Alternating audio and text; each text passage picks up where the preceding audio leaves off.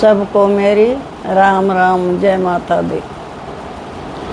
आज मैं आप लोगों के साथ शेयर करना चाहूँगी कि जो भी दुख आते हैं या बीमार होते हैं तो हमें भगवान को याद करना चाहिए, ना कि पंडितों और ये जादू टोने वालों को। कई लोग जाने अनजाने में जादू टोनों में बहुत विश्वास करते हैं। मेरा मानना है कि भगवान से ऊपर कोई जादू टोना नहीं होता। जब हम अपने मन से दुखी होके और ये सोच लेते हैं कि भाई हमें तो वो ठीक कर देंगे, वो लोग जादू टोने वाले पैसा खाने वाले होते हैं, उल्टे सीधे काम करते हैं। एक कुछ वो ऐसा जादू जानते हैं कि एक बार तो वो आपको आराम कर देंगे, लेकिन दोबारा वही बीमारी और ज़्यादा कर देंगे, जिससे आप लोग और दुखी हो जाते हो। तो इस चीज़ दुखी ये जो हारी बीमारी से और गरीबी से ज़्यादा दुखी नहीं होना। आप मेहंदीपुर बालाजी जाओ, इससे अच्छा। बहुत बड़ी शक्ति है उधर बालाजी महाराज की। वहाँ पर जो समाधि वाले बाबा के कोई 11 चक्कर लगाता है, कोई 21, कोई 31, कोई 51। तो जब आप लोग उधर जाओगे ना तो एक अजीब सी शक्ति महसूस करते हो और अपने शरीर में एक ऐसे होता है कि जैसे हमारे अंदर एक अलग सी शक्ति आ गई, फुर्ती आ गई। और वहाँ पर जो प्रसाद बांटते हैं, लोग चढ़ाते हैं, वो नहीं खाना है आप लोगों को बिल्कुल भी। अपनी जो भी अर्जी लगा के आओ। हाँ, यदि कोई ये सवा मणि लगा रहा है तो वो खा सकते हो, बाकी नहीं। क्योंकि मैं वहाँ गई हूँ और वहाँ पर मैं गई हूँ तो मैंने अपने अंदर बहुत बदलाव पाया। जो मैं दवाइयाँ खाती थी, मेरी दवाई छूट गई है। बहुत बुरी हालत थी मेरी, 14 साल से मैं दवाई खा रही थी। और मेरी बहन ने मुझे 3-4 साल पहले बोला था कि बेबे एक बार मेहंदीपुर बालाजी चले जाओ। और मैं इन चीज़ों को मानती नहीं थी, मैंने सोचा कुछ नहीं होता है। लेकिन जब मेरे अंदर से गुजरी तो सब मानना पड़ा, अब सारी चीज़ होती है। पर भगवान ने इतनी मेरे अंदर शक्ति दे दी कि जो मैं बिल्कुल मरने वाली थी, मेरे को बचा लिया। और आज मैं अपने बच्चों के साथ हूँ, प्रेजेंट हूँ। उस टाइम मेरे बच्चों की शादी भी नहीं हो रखी थी जब का मैं जिक्र कर रही हूँ। और ये जो सियाने जादूगर जादू टोने वाले हैं, उनसे मैं इसलिए सावधान कर रही हूँ कि मैं आपको इस वीडियो के माध्यम से एक बिल्कुल सच्चाई बताऊंगी कि जो मेरे सामने हुई है। जब मैं बीमार थी तो एक हमारी पड़ोस में लड़की रहती थी, उसने बोला आंटी जी, नंगली डेरी में एक पीर बाबा है, वहाँ चले जाओ और वहाँ पर झाड़ा लगाते हैं तो आराम हो जाता है। तो उस टाइम पे मेरी बहन भी यही रहती थी, हमारे आसपास में ही, उसके भी बच्चे पढ़ रहे थे। वो बोली मैं चलूँगी दीदी आपके साथ, हम दोनों बहन चलते हैं। हम गए तो वहाँ पर बहुत भीड़ थी, नंबरों से नंबर आ रहा था।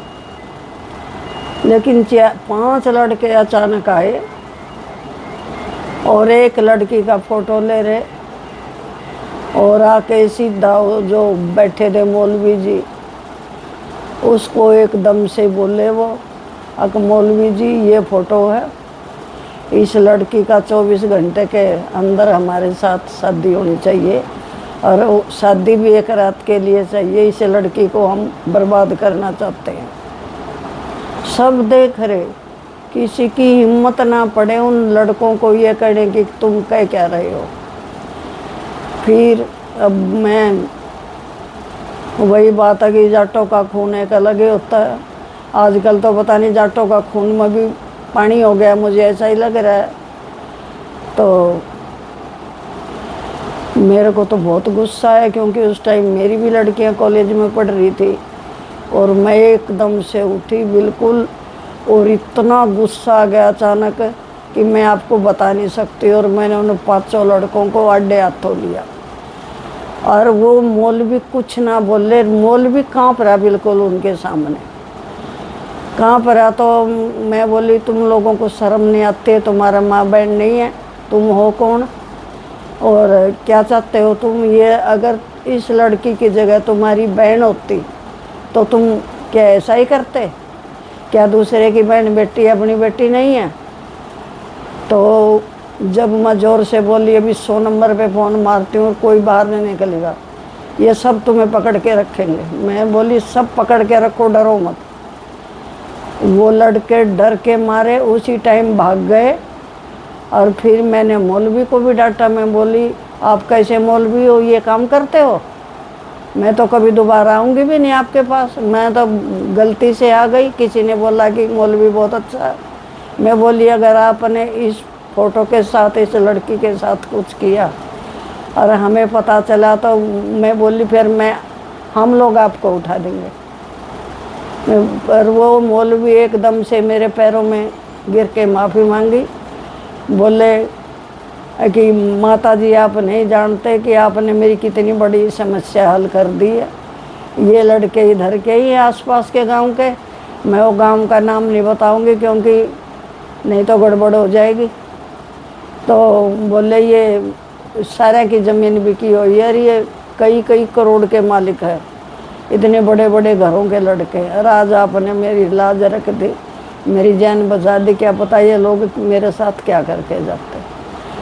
तो मैं सबसे यही सलाह दूंगी, अगर कोई गलत काम कोई कर रहा है तो आसपास वाले तमाशा देखते हैं, तमाशा न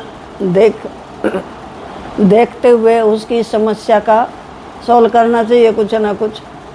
क्योंकि वो सोचते हैं मैं क्यों बुरा बनूं, मैं क्यों बुरा बनूं। इससे अपने देश में क्राइम बढ़ता है, और क्राइम से लड़ना कोई नहीं चाहता, क्योंकि सब सोचते हैं कि वो हमारा दुश्मन बन जाएगा, वो हमें मार देंगे।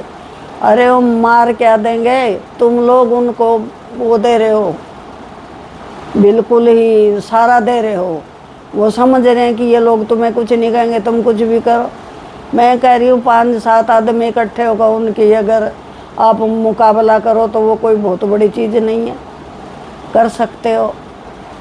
तो इस वीडियो को मैं यहीं पे समाप्त कर रही हूँ, और मैं इसमें मेरे को नीचे उसमें लिखना, कमेंट करना कि भाई मैं सही कह रही हूँ या गलत कह रही हूँ। और मैं अभी भी आप लोगों से रिक्वेस्ट कर रही हूँ कि कभी भी ये शैणों के चक्करों में और कभी भी ये पंडितों के चक्कर में जो घर बर्बाद करवाते हैं, कभी मत रहो।